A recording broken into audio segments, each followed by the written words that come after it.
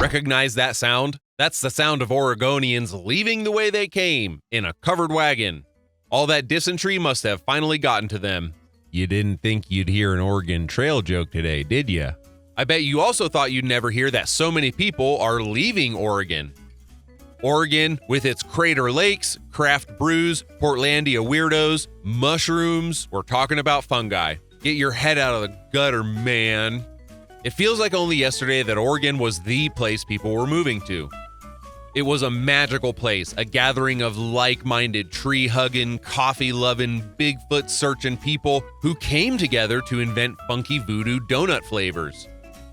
Sadly, for Homer Simpson and donut lovers everywhere, Oregon experienced its first year of population decline in over 30 years. So what's the deal, man? Did Portland's motto of "Keep Portland Weird" scare everyone away? Here are the 10 reasons why people are leaving Oregon. Put a bird on it.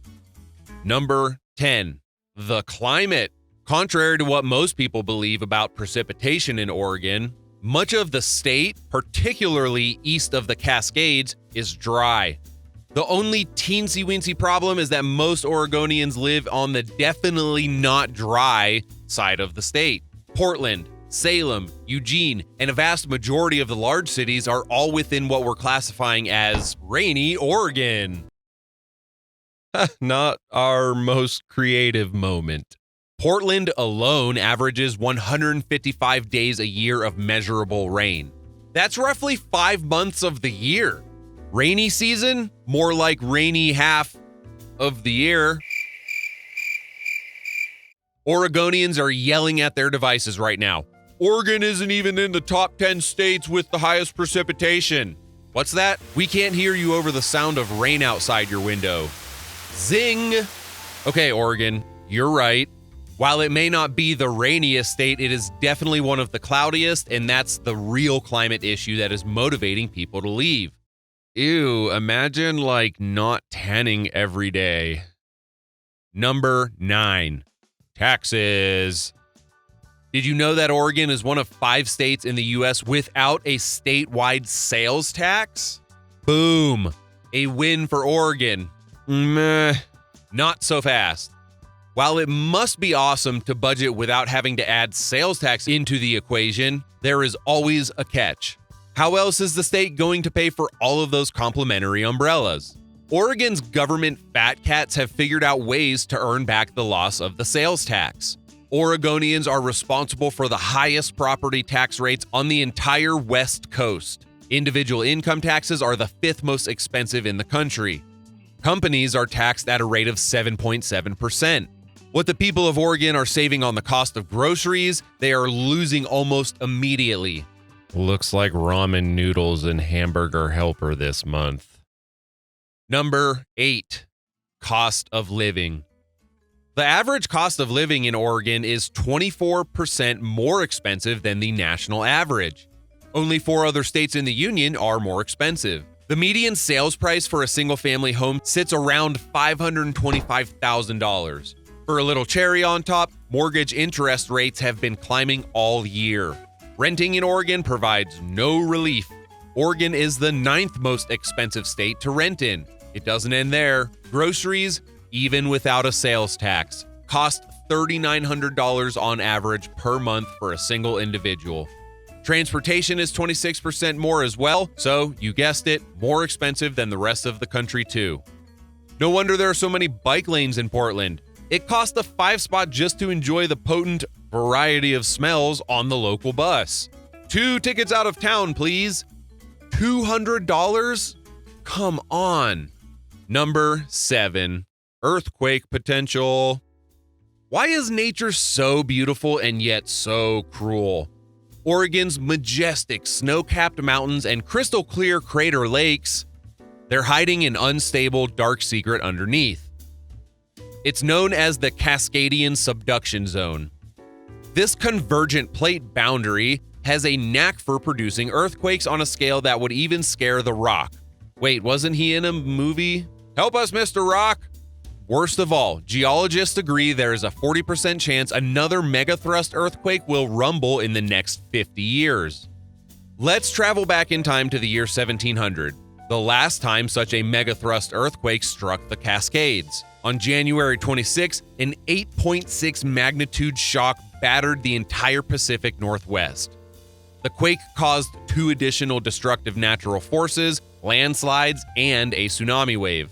Officials from Oregon's Department of Emergency Management claim such a force could cause tsunami waves 100 feet high. Get this, the earthquake of 1700 was so massive it sent tsunami waves across the Pacific Ocean, destroying entire coastal communities in Japan. Yeah, you heard that right. Japan. Imagine the damage to the Pacific Northwest. It's no wonder people are fleeing from the coastlines. Number 6, a serious lack of pro teams. No wonder everyone seems so excited at the Portland Timbers soccer games. Besides the Trailblazers, what else do Oregonians do for major professional sports entertainment? Let's not even talk about the Trailblazers' success or lack thereof over the last, how long ago was 1977? Bill Walton can't still be everyone's basketball hero. It has got to hurt to watch Steph Curry over the last decade. So many trophies, not so far away. Lacking an NFL or Major League Baseball franchise may not seem like a megathrust earthquake, but it definitely sends shockwaves through a state. I'll be here all night. Sure, the investments made to bring a team to Oregon would be costly. However, the initial burden to the state would be offset by the long-term economic boosts to many industries in Oregon. Tourism, hospitality, restaurants, bars, and most importantly, the community would all experience revenue gains. Unfortunately, there just hasn't been the type of major movement by politicians or business leaders in Oregon. Many Oregonians are looking for entertainment beyond the Blazers and the Timbers. Number 5. Oregonians dislike outsiders. When your major city's slogan reads, "Keep Portland weird," it creates a certain type of mentality. It's us versus them. The invading army of normals, devoid of stylish top hats or ironic mustaches, are hell-bent on turning the local coffee shop into a chain coffee shop. Blasphemy!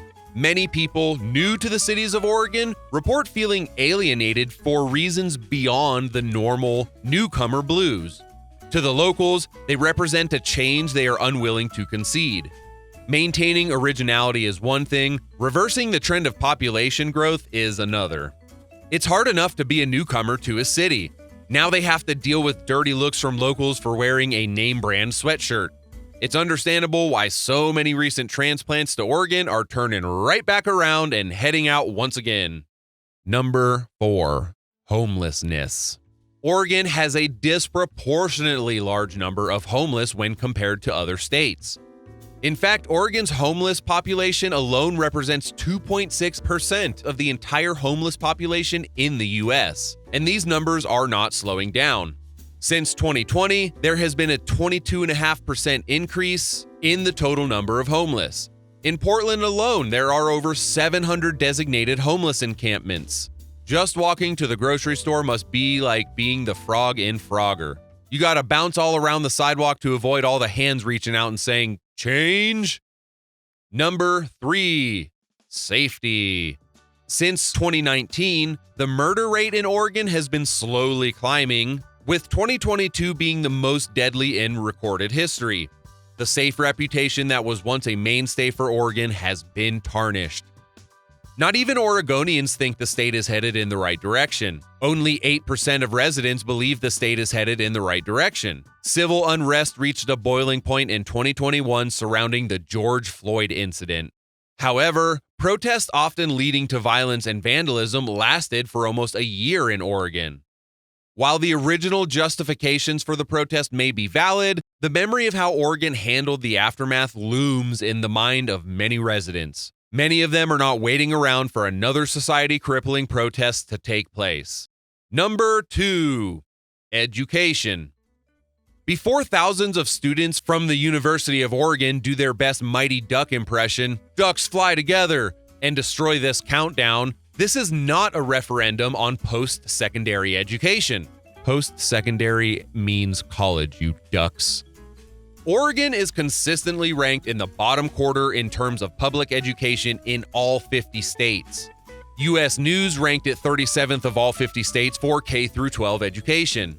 It shouldn't be a shocker then that the National Center for Educational Statistics reported that Oregon has the third highest high school dropout rate. Though, with forest-covered mountains just outside the classroom windows, do you blame them? For young couples starting a family in Oregon, this is what the hard sciences call a no-no.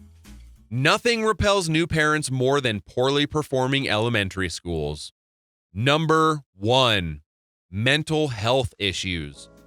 The lack of consistent sunshine is making Oregonians sad. Not just the common feeling of sadness, but SAD, better known as seasonal affective disorder. More people than ever from Oregon are realizing that all of the poems, songs, and science about receiving enough vitamin C are sending them riding the storm out of Oregon. In all seriousness, the state of mental health in Oregon is alarming. Oregon has the highest rates of depression in the country.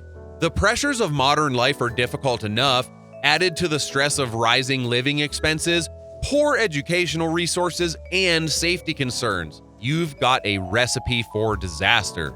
Depression isn't the only mental illness that Oregonians suffer from. The National Survey of Drug Use and Health reported that Oregon has the second worst rate of drug addiction in the country. 1 in 5 teens and adults has an issue with alcohol or drugs. Sometimes you need to hit the reset button in a new place. Let's hope that relocating can bring healing to what ails these Oregonians. Oregon has always seemed like a model state, but like the great Bob Dylan wrote, "The times they are a-changin'." And the people of Oregon are saying, it's you, not me. Possibly doing what their ancestors did 200 years ago, in reverse, looking for opportunities to be more successful in greener pastures along the old dusty trail. Giddy up.